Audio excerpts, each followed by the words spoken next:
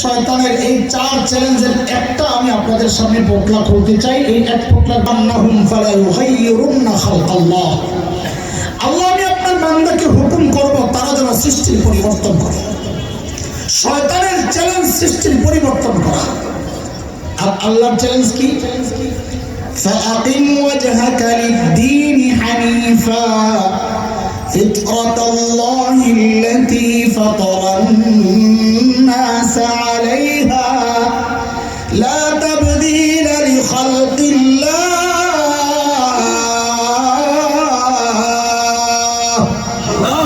যালিকা আদ-দীনুল কাইয়্যিম ওয়ালাকিন্না আকসারান-নাস লা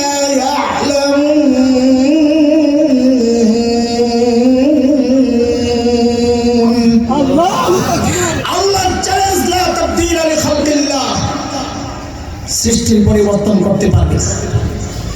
আমি যাকে মেয়ে বানিয়েছি সারা দুনিয়ার চিকিৎসা বিজ্ঞানী চেষ্টা করে তাকে ছেলে বানাতে পারবে না। কার কথা? আমি যাকে ছেলে বানাইছি সারা দুনিয়ার চিকিৎসা বিজ্ঞানী চেষ্টা করে তাকে মেয়ে বানাইতে পারবে না। কার কথা বলেন? আল্লাহর চ্যালেঞ্জ সৃষ্টির পরিবর্তন করতে পারবে না। শয়তানের চ্যালেঞ্জ আমি করব। এখন সমাজে পরিষ্কার হয়ে গেছে কারা শয়তানের অনুসারী, কারা আল্লাহর কথায় বিশ্বাসী। দুইটা ধারা চালু হয়ে গেছে, ওয়াহাদাইনাহুন নাজদাইন। দুই ধারা চালু হয়ে গেছে।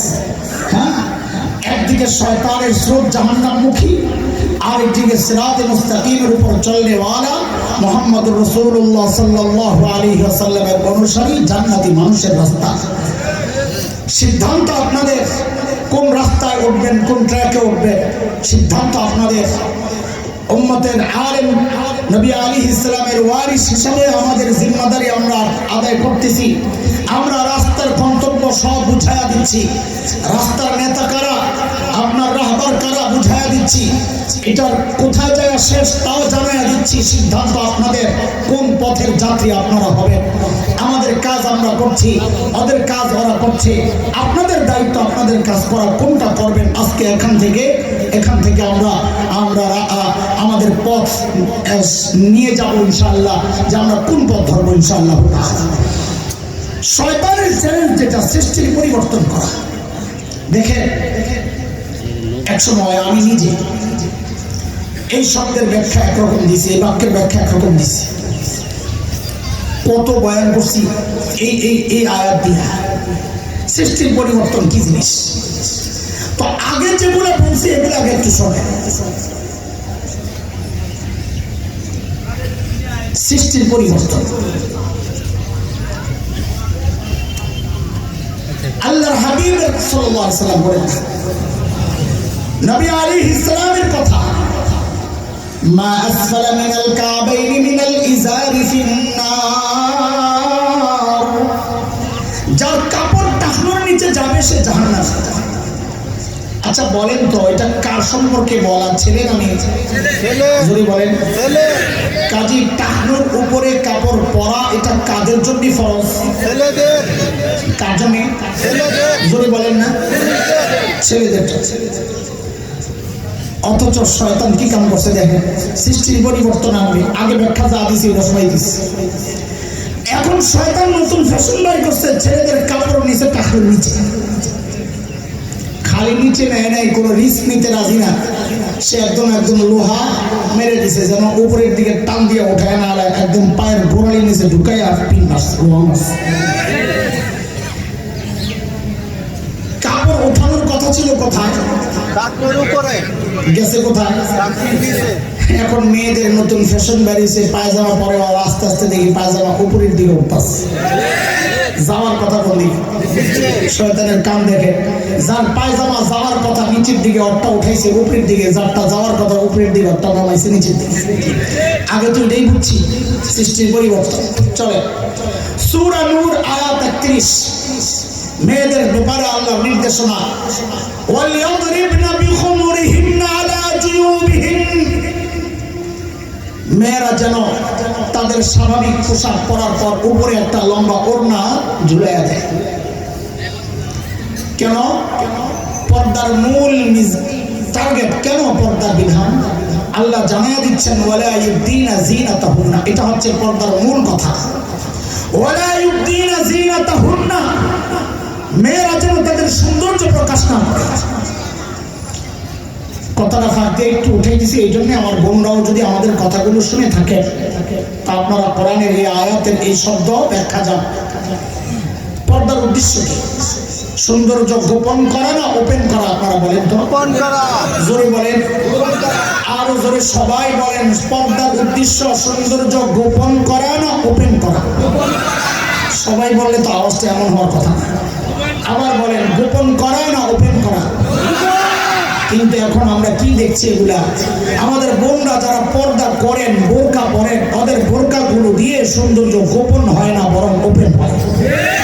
এমন টাইপ বোরকা দিয়ে সৌন্দর্য গোপন হয় না, এমন রঙিন বোরকা দিয়ে সৌন্দর্য গোপন হয় না, এমন ডিজাইনওয়ালা বোরকা দিয়ে সৌন্দর্য গোপন হয় না, বরং ওপেন হয়।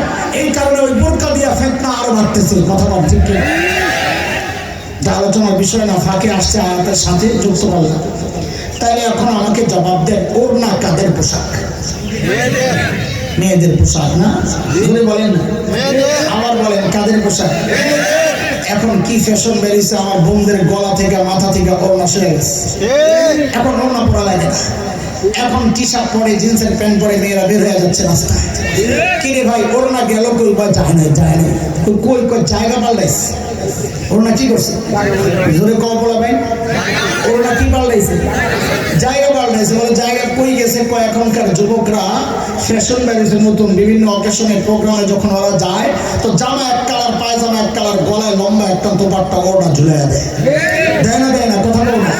শয়তান কয় ওয়ালা আমরান্নাহুম ফালা ইউগাইয়িরুন্না খালকাল্লাহ, মাইয়ার ওড়না পোলার গলায় ঝুলাইয়া মাইয়ারে খালি করে দিছি। আগে তো ব্যাখ্যা এটাই দিছি। এই গত বিশ্বকাপ গেল ফুটবল, এর আগের বিশ্বকাপ আমি আমার বাসার লিফটে উঠছি, এক পিচ্ছি উঠছি। ওর বাপও দেখলে আমারে সমীহ করে, মানে একসাথে লিফটে ওঠে না। ভাই আপনি যান, আমরা আসতেছি। বলবেন তো এখন আর আদর কায়দা করতে গাইবে তো উঠছে। ওর কানের মধ্যে শয়তানের লেন্সা ঢুকে না, কি কয়? ইয়ারফোন। ইয়ারফোন। আমি নাম দিয়েছি শয়তানের লেন্সা। ওই শয়তানের লেন্সা ঢুকাই এই লিফটের সাথে এরকম মাথাটা লাগাইয়া দেখানি এমন করে। তো বুঝছি ওই যে লেন্সা দিয়ে যে ভাইরাস ঢুকতেছে ওটা তালে তালে হ্যাঁ তাল মারতেছে। তো টান দিয়া খুলছি। খুলছি কেন? চুল দেখে আমি অবাক হয়ে গেছি, কোন চুল আছে? এদিক দিয়া ফাঁচা, এদিক দিয়া ফাঁচা। আগেরকার দিনে মুরব্বীরা গরু চুল ধরে জেনে চুল কেটে দিত, ওই স্টাইলের। তা আমি খুঁজে লাভ দিয়ে উঠছে আঙ্কেল। তো বলি যে কোন স্টাইলের চুল রাখলা? আঙ্কেল বিশ্বকাপ চলতেছে জানেন না? আমি রাতে গোল হলে জেনে শিক্ষা দেওয়া না জেনে যাবো, কিন্তু এই বিশ্বকাপের সাথে চুলের কি সম্পর্ক? আঙ্কেল এটা নেই মার্কেটিং। ঠিক আছে বলেন না? তা আমি কি না, এটা নেই মার্কেটিং না। তো মনে করছে আঙ্কেল তো দুনিয়া মানে খোঁজ খবর রাখে, মনে হয় অন্য কোনো খেলোয়াড়ের সাথে মিলছে, আরো উৎসাহ নিয়ে আছে কিছু আঙ্কেল কার মতো দেখা যায়। তা আমি ঘরে যাই না, যাই আয়না লইবা, আয়নার সামনে যাই দাঁড়াবা, দেখবা ভালো করে এটা নেইমার কাটিং না, এটা মোরগের পাশা কাটিং। এখনকার ছেলেমেয়েদের চুলের স্টাইল দেখলে বুঝার উপায় না এটা মানুষের মাথা না জীবজন্তুর পাছার মাথা। কথা বলছে শয়তানের চ্যালেঞ্জ, ওয়ালা আমরান্নাহুম ফালা ইউগাইয়িরুন্না খালকাল্লাহ। আল্লাহর হাবিবের কথা, কাসসুশ শারিফ ওয়াফুল লুহা। এরে আমার উম্মত, মোস কাটো, দাড়ি ছেড়ে দাও, দাড়ি রাখো। শরীয়তের বিধান কি? দাড়ি রাখা না কাটা? জোরে কোন? দাড়ি রাখা কি কোন? তো সুন্নাত কয়, সুন্নাত বলে ফরজ, আরেকজন কয় ফরজ। আল্লাহ হারাম করছে না ভাই, রাখ। সুন্নাত আর ফরজ পর্যন্তই থাক। জেলে ফতুয়া শুরু হয়েছে, আমি কোন বিপদে বললাম জিজ্ঞাসা করে। আরে ওয়াজিব, ওয়াজিব বলেন। দাড়ি রাখা কি? সাজা দিলে কোন গুনাহ? কবিরা গুনাহ হবে। দাড়ি রাখা ওয়াজিব। শুধু কেমন ওয়াজিব? পুরুষের জন্য সব সময়ের ওয়াজিব। ঈমান যেমন সব সময়ের ফরজ, দাড়ি সব সময়ের জন্য ওয়াজিব। বরং আমি বলি, একটা গুনাহ এমন আছে যে গুনাহটা মানুষ করে মৃত্যুর সময় যখন সে দুনিয়া থেকে বিদায় নেয়, কবরে দেওয়ার সময় এই একটা গুনার সাক্ষী সবাই রেখা যায় যে দেখো দেখো এই গুনাটায় আমি লিপ্ত ছিলাম। আর কোনো গুনাহ সম্পর্কে মানুষ দেখে না, একটা গুনাই দেখে যে সে দাড়ি ছাড়া। বড় কঠিন কথা। এটা শয়তানের চ্যালেঞ্জ, সৃষ্টির পরিবর্তন। সে আপনি বুঝেন না তো, আপনার মাথায় ঢুকাইছে ভাইরাস যে দাড়ি কাট, স্মার্ট দেখাবে। পাগল কোথাকার। মানব ইতিহাসের সবচেয়ে স্মার্ট আর সুন্দর সুদর্শন পুরুষের নাম মুহাম্মদুর রাসূলুল্লাহ সাল্লাল্লাহু আলাইহি ওয়াসাল্লাম। দাড়ি কেটে না রেখে। তোরে কে বলছে দাড়ি কাটলে সুন্দর হয়ে যাবে? বরং শয়তান সৃষ্টির পরিবর্তন আনছে, তোমার দাড়িটিরে কাটাইয়া বেড়ারে বেডি বানিয়ে ছেড়ে দিচ্ছে। আপনাদের অনেকের কষ্ট লাগবে, কষ্ট দেওয়ার জন্য নিতে বলতেছি যেন সবাই পিচ্ছে একটা কাঁদতেছে হাউমাউ করে। বড় দাড়িওয়ালা হুজুর গেছে একজন পল্লীতে, যেই ঘরে দাড়িওয়ালা নাই পিচ্ছিরা দাড়িওয়ালা দেখলে ভয় পায়। কথা বল না? হুজুরে দেখে পিচ্ছি দিচ্ছে, আরো জোরে চিৎকার। পাশে ছিল এক লোক দাড়ি ছাড়া। কিছু মানুষ আছে দাড়ি রাখে না কিন্তু দাড়িওয়ালাদেরকে মহব্বত করে। এখানে হাজারো মানুষ আছে দাড়ি নাই কিন্তু আসছে কেন? দাড়িওয়ালাদেরকে মহব্বত করে। এই উসিলে আল্লাহ তাআলা মাফ করে দেবে ইনশাআল্লাহ। কিন্তু আর মানে মানুষ খালি কাটতে থাকবে। নিয়ত করে রাখবো ইনশাআল্লাহ। ফায়সাল দাড়ি নেই সবাই বলেন ইনশাআল্লাহ, দাড়ি রাখবো ইনশাআল্লাহ, বলেন ইনশাআল্লাহ। দাড়ি নিয়ে কবরে যাবো ইনশাআল্লাহ। তো ওই দাড়ি ছাড়া মানুষটা হুজুরের দেখে চিৎকার দিল, দেখি আমি করলে যাই দিই। তো আল্লাহর কি হুকুম করলো, এসে পিচ্ছির কান্না থেকে গেছে। এখন তো হাই পাইছে শুধু হুজুরের মারছে একটা খোসা। হুজুর দেখলেন তো জঙ্গি করে পিচ্ছিরাও ভয় পায়। তো হুজুরকে ব্যাককল মনে করছো তুমি? হুজুর ব্যাককল না, হুজুর তো সরল সোজা। আলেম কি হয় না? বোকা হয় না? আরে বলেন কথা, আলেম কি হয় না? যার সিনায় আসমানি আলেম আছে সে বোকা হয় না। বোকা তো সে যে আসমানি আলেম থেকে বঞ্চিত। আলেম সরল সোজা হয়, বোকা হয় না। যেখানে কইছে হুজুর জঙ্গি করে দেখলে পিচ্ছির অত ভয় পায়, দেখলেন তো আমার কাছে এসে কান্না থাইমা গেছে। হুজুর আসতে করে কয়ালিস তোমার কাছে গিয়ে কান্না থামছে, তোমার আম্মা মনে করছে। কথাটা হাস্যরসের মধ্যে বলা, কিন্তু শয়তানের টার্গেট আসলে এমনটাই। ওয়ালা আমরান্নাহুম ফালা ইউগাইয়িরুন্না খালকাল্লাহ।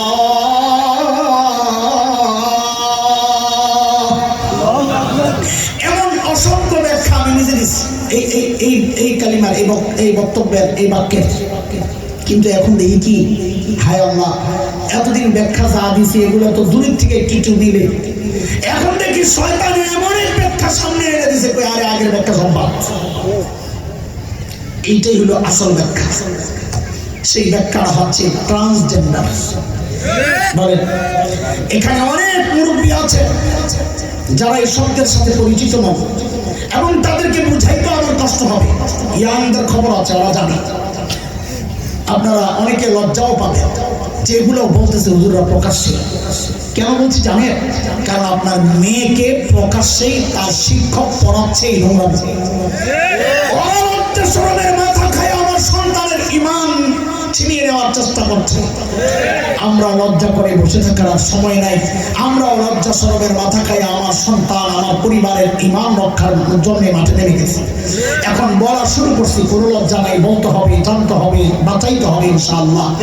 ট্রান্সজেন্ডার কি জিনিস এগুলো অনেকে না জানার কারণে হুজুররা বললে দেখি অনেকে আবার প্রতিবাদ করে। অবুঝে না, অদোষটা জানে না, ও চিন্তাই করতে পারে না এতটা নোংরামি বাংলাদেশে প্রচার হবে, আইন হবে, এটা কিভাবে সম্ভব?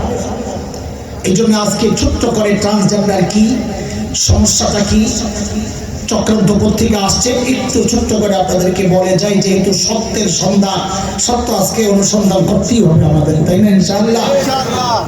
অদস্ত ট্রান্সজেন্ডার বুঝার আগে আরেকটা বিষয় বুঝে নেন, আরেকটা শ্রেণী সম্পর্কে একটু আলোচনা করে নেওয়া যাক, নাইলে ট্রান্সজেন্ডারের সাথে আমরা ভুলাইয়া ফেলি। শরীফ শরীফা, ওই যে গল্প ক্লাস 7-এর সেই শরীফ শরীফার গল্পকে এখন ওরা আরেকটা শ্রেণীর সাথে এখন ভুলাইয়া ফেলা, আমাদেরকে তালগুল পাকায় আমাদেরকে বিভ্রান্ত করার চেষ্টা করছে। আপনারা বিভ্রান্ত হবেন না। দুই জিনিস, একটা হচ্ছে হিজরা। কি বলে হিজরা? চিনেন? হিজরা চিনেন না?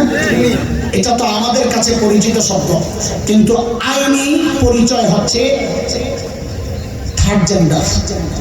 তৃতীয় লিঙ্গ, বলেন তো শব্দটা? তৃতীয় লিঙ্গ, থার্ড জেন্ডার। থার্ড জেন্ডার শিক্ষিত সমাজ জানেন আপনারা থার্ড জেন্ডার, কিন্তু মনে রেখেন এটা থার্ড জেন্ডারও কোনো ইসলামী শব্দ না, বরং এটা কোরআন বিরোধী কথা। ইসলামের জেন্ডার দুইটা, লিঙ্গ কয়টা? নারী পুরুষ। তৃতীয় লিঙ্গ বলতে ইসলামে কোথাও কোনো বলা নেই, না কোরআনে আছে না হাদিসে আছে। কোরআনের যত জায়গা আপনি তালাশ করেন দেখেন জেন্ডার কয়টার কথা বলেন? দুইটা। বলেন না? আরে কথা বলেন, আমার সাথে কথা বলে লাগবে। দুইটা। কয়টা? দুইটা। যেমন সূরা নিসা 1 নম্বর আয়াতে আল্লাহ কি বলতেছেন? ইয়া আইয়ুহান নাসু তাকু রাব্বাকুমুল্লাযী খালাকাকুম মিন নাফসিন ওয়াহিদাহ ওয়া খালাকা মিনহা যাওজাহা ওয়া বাথা মিনহুমা রিজালান কাসীরান ওয়া নিসাআ। আল্লাহ বলেন আমি নারী আর পুরুষ বানাইছি আদম আর হাওয়া থেকে। তৃতীয় লিঙ্গের কথা এখানে কোনো আল্লাহ বলেন নাই, না শুনছেন আপনারা? আচ্ছা চলেন আরেকটা আয়াত আরো ক্লিয়ার। আল্লাহ বলেন লিল্লাহি মুলকুস সামাওয়াতি ওয়াল আরদ ইয়াখলুকু মা ইয়াশা ইয়াহাবু লিমান ইয়াশাউ ইনাসা ওয়া ইয়াহাবু লিমান ইয়াশাউ الذكور أو يزودهم ذكرانا وإناثا ويجعل من يشاء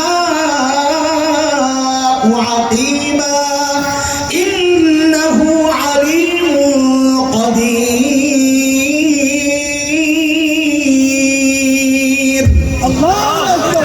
আল্লাহ বলেন আমি যাকে চাই তাকে শুধু মেয়ে দিই। শুধু মায়ের বাপ আছে না? একজন এতটা ওই যে দেখছেন শুধু মায়ের বাপের অভাব নেই। আচ্ছা রাখেন, আল্লাহ বলেন আমি যাকে চাই শুধু ছেলে দিই। শুধু ছেলের বাপ আছেন না? হ্যাঁ অভাব নেই মাশাআল্লাহ। আপনার কয়টা গেল, কয় সুরত গেল? আল্লাহ বলেন আমি যাকে চাই তাকে ছেলেও দেই মেয়েও দেই। এবার তো হাত বেশি উঠবো দেওয়া যায়। এই খোদা আমার লোকের সংখ্যা বেশি। কয় সুরত গেল? যাকে চান তাকে শুধু মেয়ে, যাকে চান তাকে শুধু, যাকে চান তাকে দুইটাই। আবার বলেন যাকে চাই তাকে কোনোটাই দেই না, আকিম রাখি বন্দা। কয় সুরত গেল? চারটা। এই যে চারটার কথা আল্লাহ বললেন, এক যাকে চাই তাকে শুধু ছেলে দেই মেয়ে দেই, যাকে চাই তাকে শুধু ছেলে দেই, যাকে চাই তাকে ছেলেও দেই মেয়েও দেই, যাকে চাই তাকে বন্দা রাখি কিচ্ছুই দেই না। এই চারটার মধ্যে এক জায়গায় আল্লাহ বলেন নাই যাকে চাই তাকে আমি মিক্স দেই, অর্থাৎ তৃতীয় জেন্ডার, যে ছেলেও না মেয়েও না। বলছেন নাকি? এটা আমাদের তৈরি করা শব্দ, এই সমাজের তৈরি করা শব্দ। ফলে কি হয়েছে, ইসলাম থেকে যখনই আপনি একটু দূরে যাবেন আপনি নিজেও বিপদে পড়বেন এবং সমাজও বিপদে পড়বে। এর এক জ্বলন্ত প্রমাণ হচ্ছে এই থার্ড জেন্ডার বইলা দুই জেন্ডারের এই সমাজের মানুষ সিদ্ধান্ত নিল ওরা আলাদা, আমাদের শ্রেণীভুক্ত না, ওরা তৃতীয় তৃতীয় তৃতীয় বইলা যখন সরাইয়া দিলাম ওদেরকে সমাজোচ্যুত করলাম। এখন ফলাফল কি? ওই থার্ড জেন্ডার তথাকথিত হিজড়ারা, এই হিজড়ারা তথাকথিত থার্ড জেন্ডারেরা ওরা রাস্তায় সংঘবদ্ধভাবে এখন চাঁদাবাজিতে নেমেছে। ওরা সংঘবদ্ধভাবে বিয়ে বাড়িতে যায়া জোরপূর্বক চাঁদা আদায় করছে। ওরা সংঘবদ্ধভাবে খতনা হয়েছে এই বাড়িতে, ওখানে যায়া জোরপূর্বক চাঁদা আদায় করছে।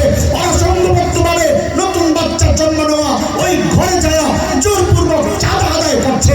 কেন করছে? এর জন্য এই সমাজ চাই। এই সমাজ যদি ইসলামের দেওয়া বিধান ওদের জন্য বাস্তবায়ন করতো ওরা রাস্তায় নামতো না।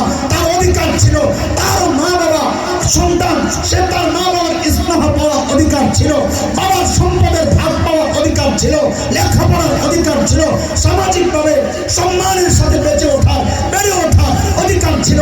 আমরা তাকে অধিকার বঞ্চিত করে সমাজ থেকে যখন তাড়াইয়া দিছি, এখন সে রাস্তায় যাইয়া বাহিরের আন্দারে এমন কোন অপরাধ নাই যে অপরাধ সে করে না।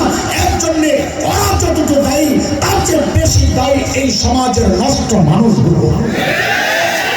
আমি এমন কোন দিন কবুল করি নাই, আমি এমন কোন আনকমপ্লিট দিন গ্রহণ করি নাই যেই দিন হিজড়াদের ব্যাপারে কোনো বিধান আমাকে দেয় না। আমার দিন আমাকে সব দিয়ে দিচ্ছে। নবী আলাইহিস সালাম বিধান দিয়ে দিয়েছেন, মেয়েদের মতো পেশাব করলে মেয়েদের বিধান তার জন্য, ছেলেদের মতো পেশাব করলে ছেলেদের বিধান তার জন্য। আরেকটা আছে, আমরা বলি খুনসা মুশকিলা, ছেলেও না মেয়েও না, বোঝা যাচ্ছে না কোনটা, তার জন্য আলাদা বিধান আছে। আমার দিন, আমার শরিয়া ভেঙ্গে ভেঙ্গে ভেঙ্গে ভেঙ্গে সব বিধান প্রকাশ করেছে। আর এটা একটা অযৌক্তিক না, তৃতীয় লিঙ্গ একটা অযৌক্তিক না। আপনারা নিজেরাই বলেন, একটা বাচ্চা যদি চোখ ছাড়া জন্ম নেয়, জন্ম থেকে অন্ধ, তাকে কি আপনারা তৃতীয় লিঙ্গ বলবেন? বলেন, কি বলবেন? অঙ্গ প্রতিবন্ধী। কি বলবেন? বলেন, কি বলবেন? আরে কথা বলেন। হাত ছাড়া জন্ম নিছে, তাহলে কি বলবেন? প্রতিবন্ধী। কি বলবেন? পা ছাড়া জন্ম নিছে, তাহলে কি বলবেন? প্রতিবন্ধী। তাই হিজড়া সে বিশেষ অঙ্গে ঝামেলা সহ জন্ম নিলে সে কেন হয়ে গেল তৃতীয় লিঙ্গ? সেও তো একটা প্রতিবন্ধী। অন্যান্য প্রতিবন্ধীর যে বিধান, তার জন্য একই বিধান। শরীয়তের বিধান রাখছে তো, আপনি শরীয়ত মানবেন না তো সমস্যায় পড়বেন, নিজেও পড়বেন, সমাজকেও বিপদে ফেলবেন। কিন্তু হিজড়া বা তথাকথিত তৃতীয় লিঙ্গ, থার্ড জেন্ডার আর ট্রান্সজেন্ডার কিন্তু এক জিনিস না। ওরা আমাকে আপনাকে একটা প্যাকেট দেখায়া আরেকটা খাওয়াইতে চাইতেছে, ওইটাই বলছে আজকে প্যাকেট ছিল। এই প্যাকেটের নাম কি? থার্ড জেন্ডার, ভিতরে কি? ট্রান্সজেন্ডার। বলেন, উপরে পোটলার নাম কি? বলেন, ভিতরে জিনিস কি? কথা বলে না মানুষ। ট্রান্সজেন্ডার শব্দটা বলেন, বারবার বলেন, নাহলে আপনাকে বোঝানো যাবে না। বলেন, প্যাকেটের উপরে কি লেখা? ওই যে ক্লাস 7 এর শরীফা এখন ব্যাখ্যা দিচ্ছে, কয়টা তো থার্ড জেন্ডারের ব্যাপার, তাদের রাষ্ট্রীয় অধিকার আছে তো, আইন আছে তো তাদের জন্য। হ্যাঁ, উপরে লেখা থার্ড জেন্ডার, ভিতরে ট্রান্সজেন্ডার। বলে আপনারা কেমনি বুঝলেন? কারণ ট্রান্সজেন্ডার আর থার্ড জেন্ডারের পার্থক্য আছে। থার্ড জেন্ডার আমি বলছি ওদেরকে বোঝানোর জন্য, নাইলে আমরা বলবো হিজড়া। থার্ড জেন্ডার যে, এটা হচ্ছে বায়োলজিক্যাল সমস্যা, শারীরিক সমস্যা এটা। আর ট্রান্সজেন্ডার মানসিক সমস্যা। দুইটাকে গুণায় ফেললে হবে না। তোমরা গুণাইতে পারো, আমরা উন্মতকে সত্যের সন্ধান কইরা পোটলা খুইলা ভিতরের জিনিস দেখায় দেব যে তোমরা যা বলছো ভিতরে কিন্তু এক না। শরীফের গল্পের মধ্যে বলা আছে, শরীফ তার কাছে হঠাৎ মনে হচ্ছে বলা আছে, মনে হওয়াটাই ট্রান্সজেন্ডার, এটা থার্ড জেন্ডার না। থার্ড জেন্ডারে মনে হবে না, থার্ড জেন্ডারে দেখা যাবে। বলে, থার্ড জেন্ডারে দেখা যাবে, সমস্যা, মনে হবে না। এখানে একটা বিকৃত রুচি, যে আমার মনে হচ্ছে আমি ছেলেদের সাথে আমার মেলামেশা করতে ইচ্ছা করতেছে, এটা মনে হওয়ার ব্যাপার। এখন আপনারা একটু বুঝে আল্লাহ বলতে ট্রান্সজেন্ডার কি জিনিস ইতিমধ্যে বুঝে গেছেন কিছুটা। একটা ছেলে হয়ে জন্মেছে, এখন তার জৈবিক চাহিদা প্রকাশ পাচ্ছে। তার কাছে মনে হচ্ছে যে আমি মেয়ের সাথে আমার মেলামেশা না করে ছেলের সাথে মেলামেশা করতে মনে চাচ্ছে। এটা তার মস্তিষ্কের মধ্যে বিকৃতি আসছে, বিকৃত রুচির লক্ষণ। এটা রুচির দুর্ভিক্ষ দেখা দেয় বলে এখন নতুন শব্দ আসছে। এটা বিকৃত রুচির পরিচয়। তার এই বিকৃত রুচির চিকিৎসা করা দরকার। কিন্তু তার মানে এটা না, তাকে স্বীকৃতি দিয়ে দিতে হবে যে হ্যাঁ, তোমার মনে হইলেই তুমি মেয়ে। ছেলে যদি মনে করে আমি মেয়ে, তোমার হবে। আপনারা বলছেন হুজুর এটা কি সম্ভব নাকি? হ্যাঁ, আমরা তো বলি সম্ভব না, কিন্তু সব সম্ভব তো হয়ে যাচ্ছে। তাদের স্বীকৃতি দরকার। ইউরোপিয়ানরা, পশ্চিমারা ইতিমধ্যে স্বীকৃতি দিয়ে দিচ্ছে, এখন বাংলাদেশে ওদের স্বীকৃতি দরকার। স্বীকৃতির দুইটা লেভেল, একটা হচ্ছে সামাজিক স্বীকৃতি, আর একটা আইনি স্বীকৃতি। মুসলমান বুঝেন ভালো করে কেন আমরা এতটা জোর দিয়ে কথাগুলো বলছি। একটা হচ্ছে সামাজিক স্বীকৃতি, আর একটা হচ্ছে আইনি স্বীকৃতি। সামাজিক স্বীকৃতি ইতিমধ্যে তারা আদায় করে নিচ্ছে। বলে কেমনি? ওই যে হুজরিন ইসলাম বগুড়ার ছেলেটা যে এখন পটর করে টকশোতে আইসা স্মার্টলি কথা বলে, আমি বুঝেছি তাকে বেছে তারা জেনে শুনে বুঝেই তাকে নিয়োগ করেছে যেন সুন্দর করে সে কথা বলতে পারে। এই ছেলেটা নিজেকে মনে হচ্ছে মেয়ে, সে ভারতে যায় অস্ত্রোপচার করে প্রতিস্থাপন করে স্তম্ভ এবং নিচে কাটাকাটি করে সে এখন মেয়ে সাইজা এখন বলছে এটা আমার অধিকার, আমার মনে চাইছে আমি ছেলের থেকে মেয়ে হয়ে গেছি। সামাজিক স্বীকৃতিটা আদায় করেছে কেমনি? তারা সুকৌশলে প্রতারণার আশ্রয় নিয়ে মাননীয় প্রধানমন্ত্রীর সাথে তাকে সাক্ষাৎ করানো হয়েছে। আর রাষ্ট্রের সর্বোচ্চ নির্বাহীর সাথে সাক্ষাৎ করা মানে হচ্ছে তারা ইতিমধ্যে সামাজিক স্বীকৃতিটা আদায় করে গেছে। বলে এখন আইনের স্বীকৃতি আপনি বলছেন আলহামদুলিল্লাহ। গতকাল যাত্রাবাড়ি মাদ্রাসায় পরশুদিন মাননীয় স্বরাষ্ট্রমন্ত্রী বলেছেন ইসলাম বিরোধী কোনো আইন হবে না, ট্রান্সজেন্ডার আইন পাস হবে না। আমরা এমনটাই জানতে চাই, এমনটাই দেখতে চাই। কিন্তু আমরা আতঙ্কিত এই জন্যে গত 21 সেপ্টেম্বর 2023 একটা আইনের খসড়া তৈরি হয়েছে। নাম কি? ট্রান্সজেন্ডার অধিকার সংরক্ষণ আইন 2023। ট্রান্সজেন্ডার অধিকার সংরক্ষণ আইন 2023 এই নামে একটা আইনের খসড়া ইতিমধ্যে হয়েছে। অতীতের আমাদের শিক্ষা হচ্ছে কোন আইনের খসড়া যখন হয়ে যায় একটু এদিক সেদিক করে আইনটা পাস হয়ে যায়, এটাই অতীত থেকে আমরা দেখে আসছি। খসড়া যেহেতু হয়ে গেছে আমরা আতঙ্কিত, না জানি আইনটা পাস হয়ে যায়। দোস্ত এই জন্যই আমরা এখন কথা বলা শুরু করেছি, কারণ আইন যদি পাস হয়ে যায় প্রতিবাদ করা তখন কঠিন হয়ে যাবে। কারণ রাষ্ট্র আপনাকে গ্রেফতার করবে রাষ্ট্রের আইনের বিরুদ্ধে কথা বলার কারণে। এই জন্য আমরা আপনাদেরকে জানাতে চাই, জাগাইতে চাই, উঠাইতে চাই, সজাগ করতে চাই যে এখনই প্রতিবাদের সময় একসাথে ফুসে উঠতে হবে। আমাদের হৃদয়ের কিছু ব্যথা আছে, আক্ষেপ আছে, আমাদের কিছু কষ্ট আছে। এটা আমি অভিযোগ বলবো না আপনাদের বিরুদ্ধে, বড়জোর অভিযোগ বলতে পারেন। গত বছর আমরা দেখেছি আমাদের সন্তানদের ইমান ধ্বংসের একটা চক্রান্ত হয়েছিল। আমরা গর্বের পরিচয়, আমরা নবী আদমের সন্তান। ওরা চক্রান্তের মাধ্যমে ওই যে ডারউইনের থিওরি, ওরা বিজ্ঞানের নামে এই আবর্জনা আমার সিলেবাসে ঢুকায়া আমার সন্তানের দিল দামাগের মধ্যে এই ভাইরাস ঢুকায়া দেওয়ার চেষ্টা করেছিল যে আমরা আদমের সন্তান না, আমরা বানরের সন্তান। আলহামদুলিল্লাহ দেশের সজাগ ওলামায়ে কেরামের প্রতিবাদের মুখে মাননীয় প্রধানমন্ত্রীর সরাসরি হস্তক্ষেপের কারণে কুচক্রীরা পিছু হাঁটতে বাধ্য হয়েছিল। কিন্তু আমাদের কথা সেইটা না। আমরা অবাক বিস্ময়ে দেখেছি আপনারা তখনও চুপ ছিলেন, কেউ কথা বলছেন না। প্রতিবাদ যা করে মোল্লা মুন্সিরা করে। কিন্তু আমার জিজ্ঞাসা আপনাদের কাছে, এই মোল্লারা কেন প্রতিবাদ করবে? কেন করবে? কারণ এই মোল্লার সন্তান তো এই ঘোড়ার ডিমের সিলেবাস পড়ে না। মোল্লার সন্তান তো কালা